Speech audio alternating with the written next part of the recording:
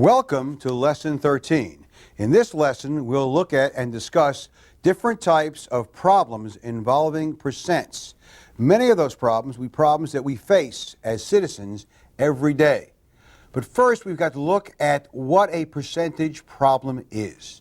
Obviously, a percentage problem is a problem that involves a percent. But they have a very basic structure.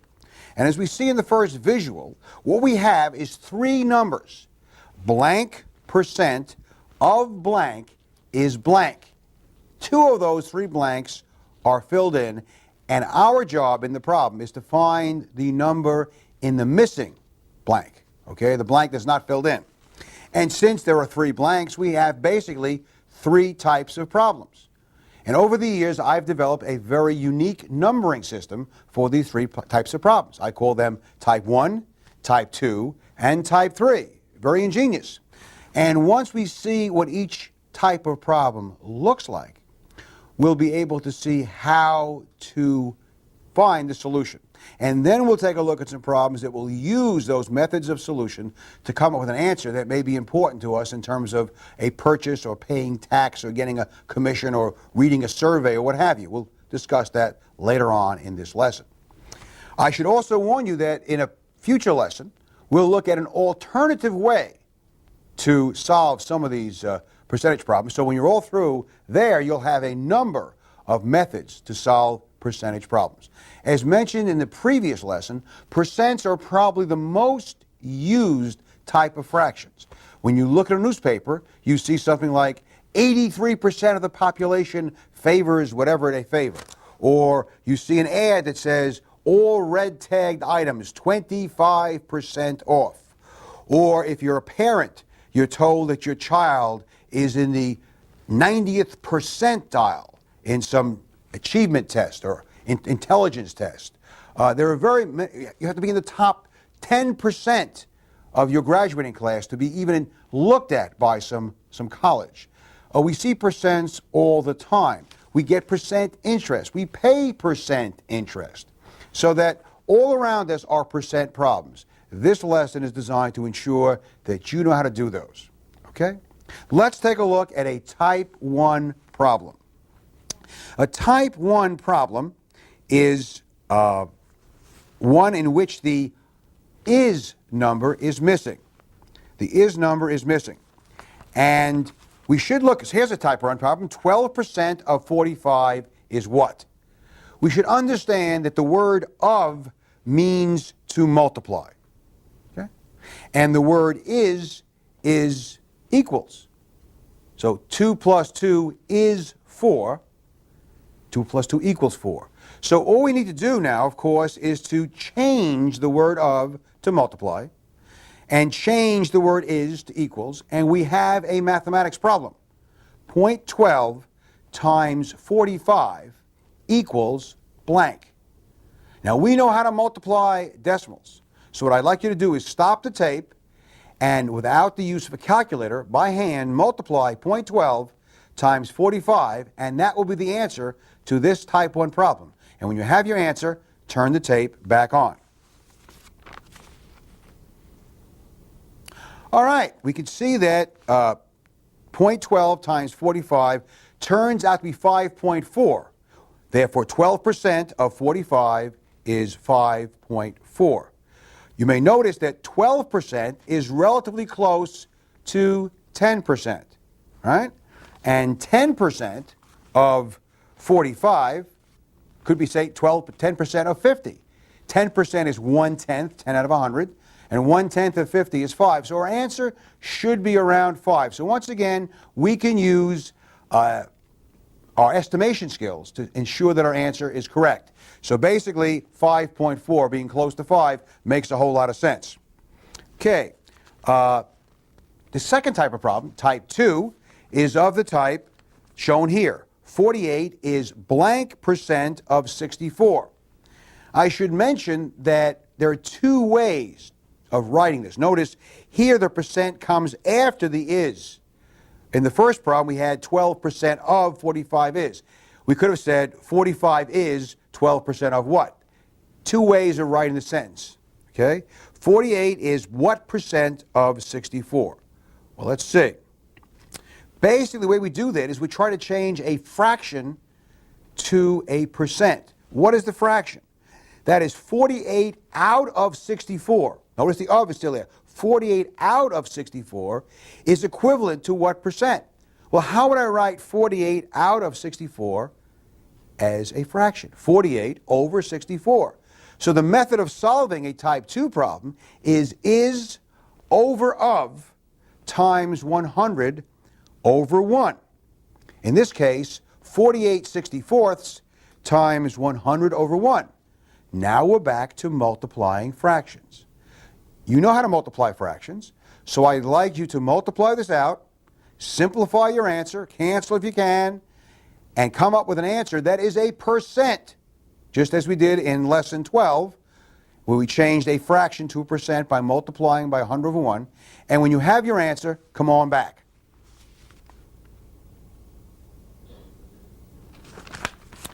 All right, let's see. We multiplied the fraction 48 64ths by 100 over 1. We were able to cancel.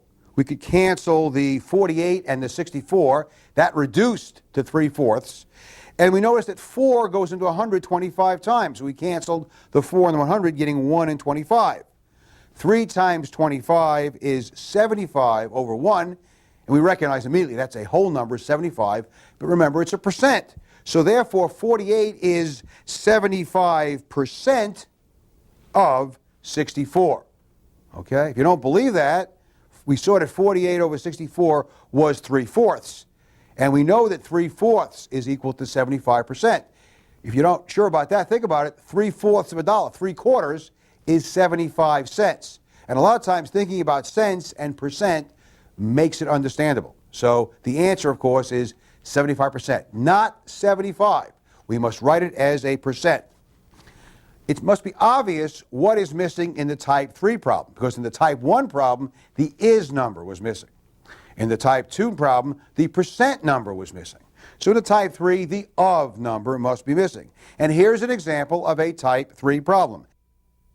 8% of what is 32.4? The of number is missing. How do we translate this into a mathematical problem? Well, of means to multiply. So the question is 8% times what equals 32.4? How do we do a missing multiplier problem? We've seen this before. We divide. We divide the multiplier we have into the number we're trying to get. That is, we divide 8% into 32.4. But we haven't learned how to divide by percents. In fact, we haven't learned how to multiply with percents. We always change the percent to a decimal. Why learn a whole new process when it's just as easy to change that percent to a decimal, and in this case, divide? So what we're going to do is we're going to take 32.4 and divide it by 0.08. Well, this is, again, a problem that you know how to do, a decimal division problem. So what I'd like you to do is stop the tape and divide 32.4 by 0.08 and get an answer. And when you have your answer, come on back.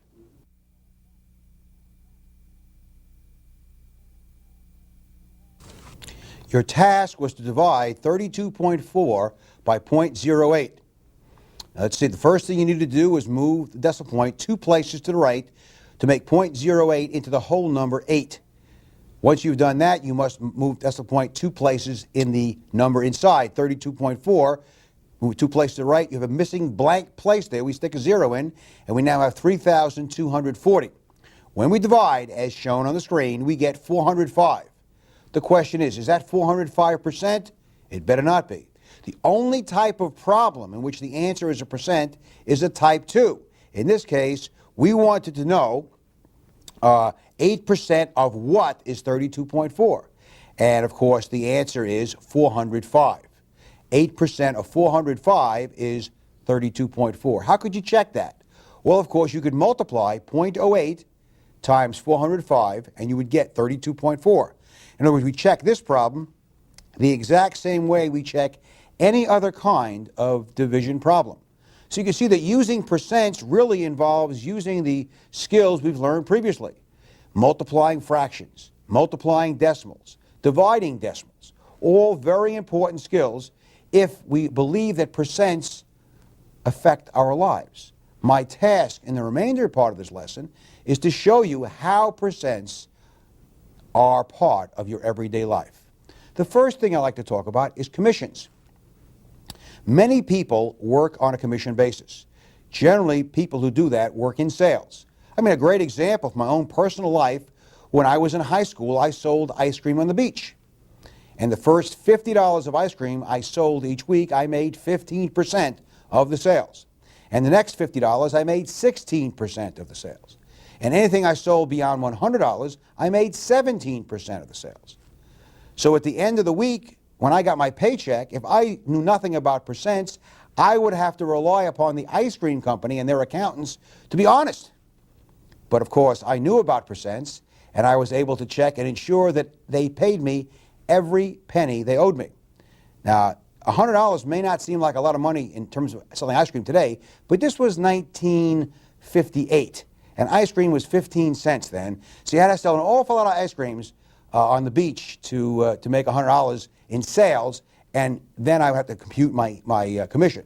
So commission is based generally on a percentage either of sales or the profits generated by your sales. Let's take a look at a commission problem.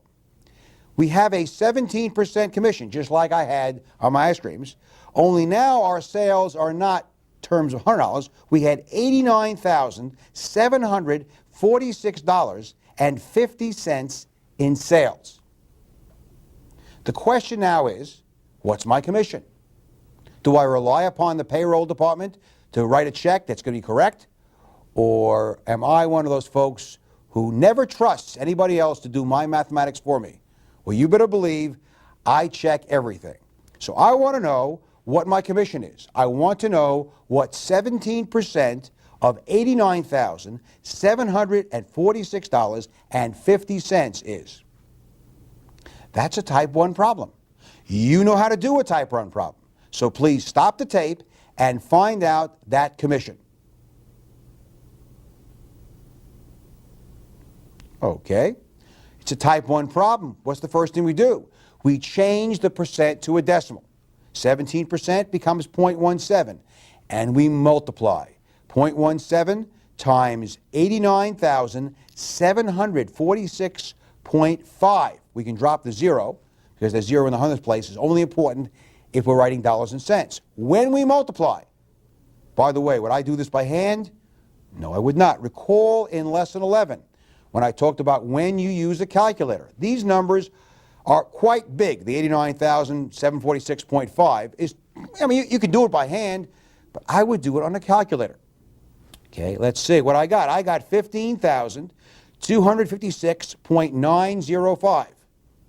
Now, no payroll department is going to write me a check with 0.905 in it. We've got to round off, another skill we've previously learned. We look in the thousands place. We see a 5. Since it's 5 or more, we add 1 to the hundredths place. And therefore, my check is $15,256.91. That's a lot of money, you say. Well, but it may not be for a week's work. It could have taken me months of work to get this sale, and therefore that $15,000 and change really is not a large amount of money considering the work that was put in to generate those sales and thus to make the commission. Does the answer make sense? Well, let's see. 89,000 so is about $90,000. 17% is about 20%. In fact, let's make that 90,000 $100,000. Just big round numbers. 20% of 100,000 is 20,000. Is our answer close to 20,000? Yes, it is. Again, a ballpark figure, but we know it's 15,000. If the payroll department gave me a check for $1,525.69, would I be concerned? I'd be angry because they had misplaced a decimal point. And of course, when this happens and they say, well, it's only a decimal point, but it's a lot of money. It's a difference between $1,500 and $15,000. Our answer is correct. Okay, let's take a look at another type of problem. Let's say, for example, you are working for a newspaper and you have an interview going on. You have a survey And in this survey, let's say 1,250 people, 1,250 people were interviewed. And of those 1,250 people, 500 of those people indicated that they planned to vote in this special election. So your newspaper was trying to determine what kind of turnout to expect for the special election. It's an important question. Now, if you wrote in the newspaper 500 out of 1,250, for many people they'd see it as a fraction and would not necessarily understand it. If you wrote as a decimal, people would have difficulty with the decimal, recognizing what it was, unless it was something like 0.5 or 0.25. What we want is a percent.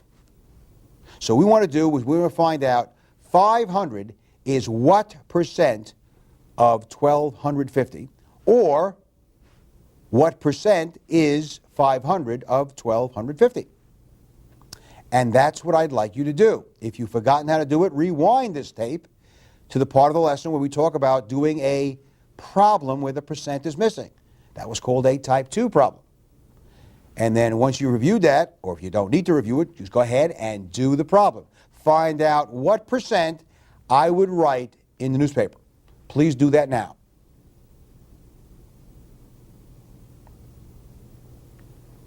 Okay, the question is, what percent of 1,250 is 500? And it's a type 2 problem, so it's is over of, the fraction is over of, times 100 over 1. And as you can see, we've reduced the fraction 500 over 1,250 by dividing by 250. Now, you might not have been able to divide by 250 at once. You might have recognized that they both end in 0 and divided by 10 and then divided by 5. But eventually, you get down to 2/5. 2/5 times 100 over 1. We can cancel. 5 and 100 are both divisible by 5. And we wind up with 2 times 20 over 1, which is 40, 40%. So if you were writing this article, you could write that 40% of the population who could vote was planning to vote in this special election. Now, whether that's a high figure or a low figure depends on the nature of the special election and the particular community in which you live. Some places, 40% for a special election would be an exceedingly large, very large percent. On the other hand, if the special election was to elect a new senator or a new governor, because the senator or governor had taken an office in Washington in the federal government, that might be a very low percentage, because you'd expect a much larger percentage to turn out for a major special election. But at least we now can report it as a percent rather than trying to get people to understand a fraction, for example, 2/5. You may say, well, 2/5 is an easy fraction, understand. You must understand that many people just see a fraction and they panic. They remember 5th grade and they panic. 40% at least is understandable enough because of the general use of percents. Okay, let's take a look at another type of problem. Here's a problem. You are a parent and your child comes home and had a grade on a very important test of 80%. And maybe it turns out that 80% is a fairly good grade. And you know that your child got 72 questions correct, because the teacher told your child, you got 72 questions correct. Your question, because you're mathematically inclined after watching these tapes, is how many questions were on the test? Was it a long test, a short test? Are you proud of the number of questions your child got right? Well, you should be proud because the child got a good grade, as far as if 80 is a good grade. How would I find that out? Well, the question, of course, is 80% of what number is 72? Or 72 is 80% of what?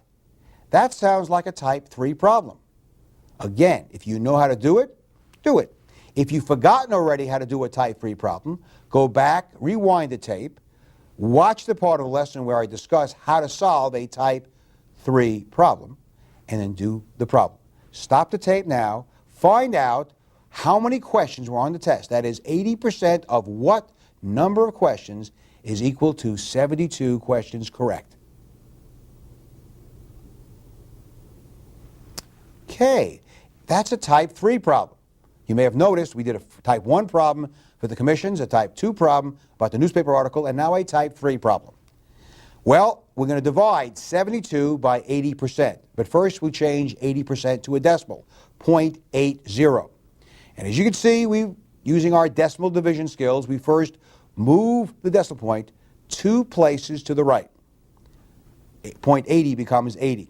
We move the decimal point in 72 2 places to the right. Now, since 72 is a whole number, the decimal point comes immediately after the 2 in the ones place. When we get 2 places to the right, we now have 7,200. When we divide very quickly, we get a 9. But notice we cannot leave a blank ones place. And since 9 times 80 is 720, we subtract, we get 0. We bring down that last 0, and the question is, how many 80s are in 0? Well, the answer is 0, and thus our answer is 90. There were 90 questions on the test. 72 out of 90 is 80%. And again, that's one way we could check it. We could check it as a type 2 problem. 72 over 90 times 100 over 1 should equal 80%. And it will. Because if you got 80%, if you got 90 as 80% into 72, then you got the correct answer and you know how to do type 3 problems. Now, let's take a look at problems that involve something dear to my wife's heart, and that is sales. She loves to go out and save money. You know, it's amazing how much money you can spend as you're trying to save money. And of course, when you go to a sale, they tell you what percentage off you get. And there are sometimes different deals you can get. We'll look at a couple of different situations. But the key thing is if you don't understand percents, then you may make the wrong decision in your purchasing. And if the owner of a store or a chain of stores knows that most people don't understand percents, they will use your lack of knowledge to take money out of your pocket. I always say to my students, failure to understand mathematics can cost you money. And it really can. This is a great example. All right, here's the first problem. We're going to buy something that has a list price of $87.59. We're told that the discount is 15%. You get 15% off the list price on this sale because you're such a good person. Really, they're giving you the discount because they can't sell it otherwise. But when you go to the counter, you're going to pay a 6% sales tax because the governor needs money too. So we want to know what the final price is. That is, we're going to get the discount of 15%, and we're going to pay a sales tax of 6% on the sale price. We're not paying 6% on the list price. So what I'd like you to do is stop the tape and find out exactly what it is that you pay for this item, including sales tax, when you go to the cashier, usually at the front of the store. Stop the tape and try that problem now.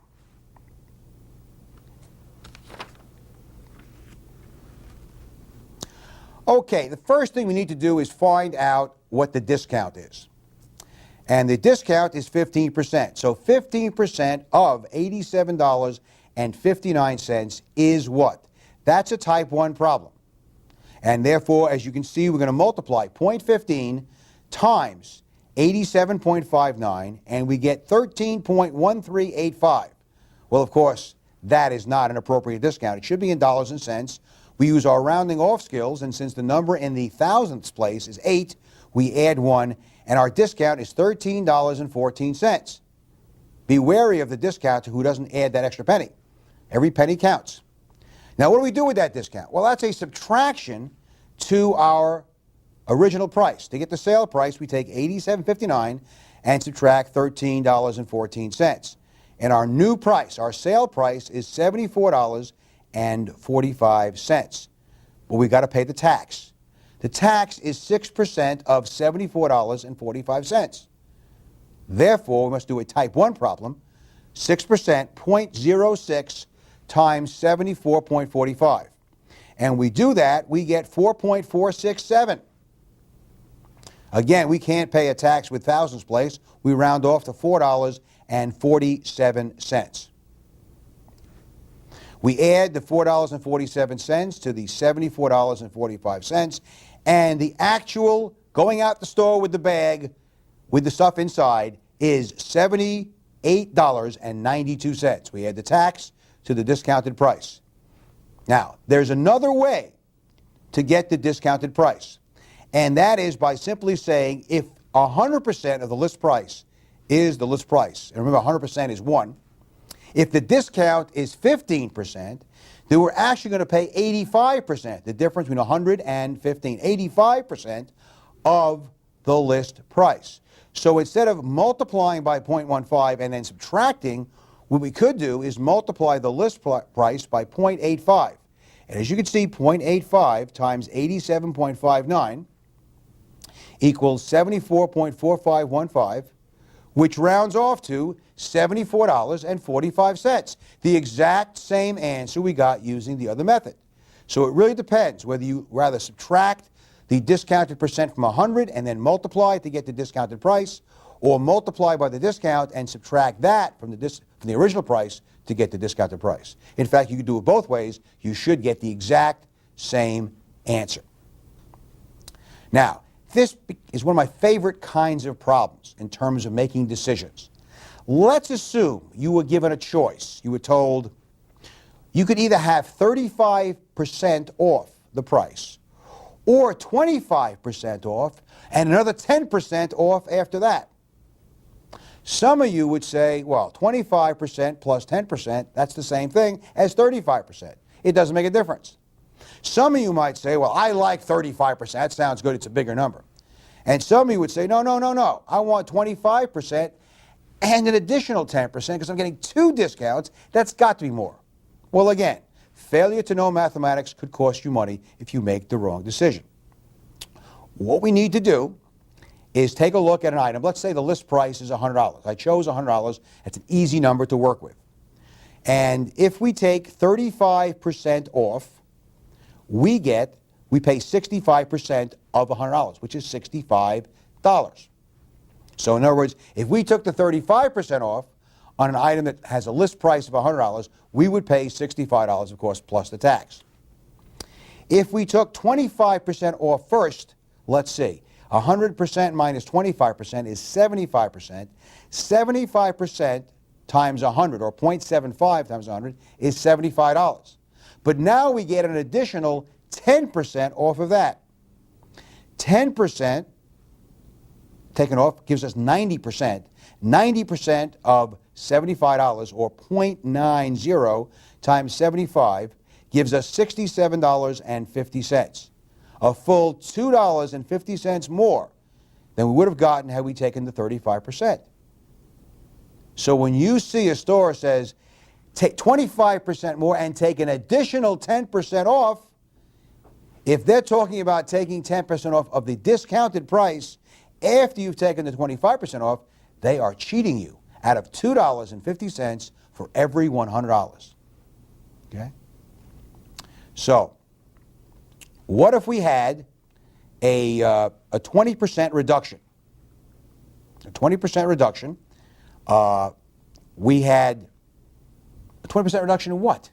Well, if we had a 20% reduction in our salary, companies having hard times, and we have a 20% reduction in our salary, how much would we have to make to get back? What kind of percentage increase we need to have when the company becomes profitable to be back where we started from?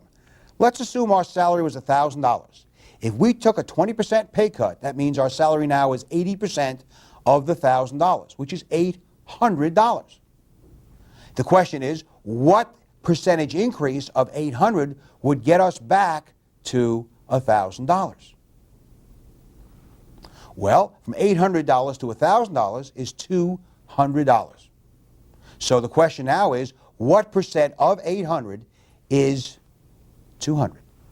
200 over 800 times 100 over 1 gives us 25%, which means if we took a 20% cut in pay, we'd need a 25% increase in pay to match it.